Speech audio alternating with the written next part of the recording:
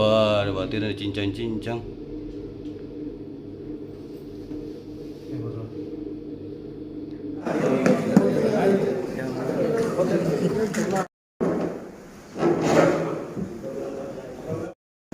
Selamat ulang tahun.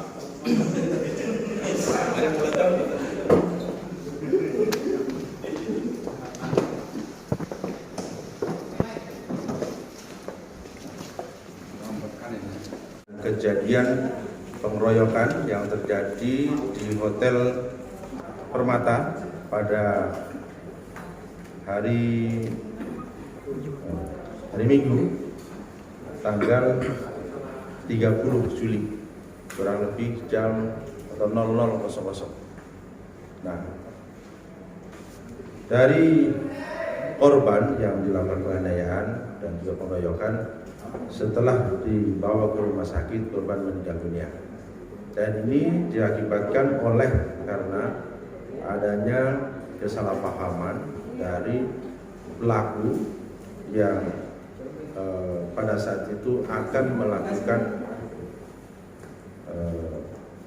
penganiayaan terhadap seorang perempuan, kemudian sampai melarikan diri di parkiran. Nah, kemudian dikejar oleh pelaku, kemudian sebenarnya korban ini akan memisah, menghalang-halangi pelaku ini melakukan penganiayaan terhadap si perempuan. Akan tetapi justru si pelaku ini langsung melakukan pengeroyokan sehingga mengakibatkan korban luka-luka, kemudian setelah dibawa ke rumah sakit meninggal dunia.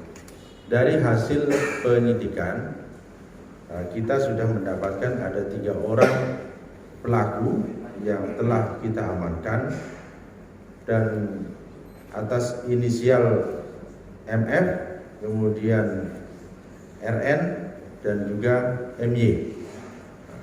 Kemudian dari 3 pelaku ini masih ada salah satu pelaku yang masih dalam pengejaran.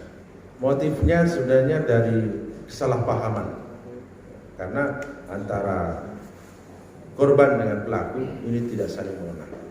Dan patut kita duga bahwa memang ada dugaan di lokasi tersebut itu ada transaksi prostitusi. Namun demikian ini masih dalam proses pendalaman terhadap saksi-saksi yang ada, karena sampai saat ini khususnya untuk yang perempuan yang dalam CCTV itu yang terkait dengan para pelaku ini kita masih dalam pencarian, tentunya untuk mendapatkan keterangan dari yang bersangkutan. Ini masih dalam proses pendalaman karena si perempuan ini kan belum kami dapatkan. Jadi sementara hanya 3 orang ini yang kita dapatkan. Ini merupakan tiganya ini adalah yang melakukan pengeroyokan terhadap korban. Dari yang ada itu dari atas, dari dalam hotel itu sudah mengeluarkan senjata tajam. 3-nya ditangkap di Baro. Oh, baru.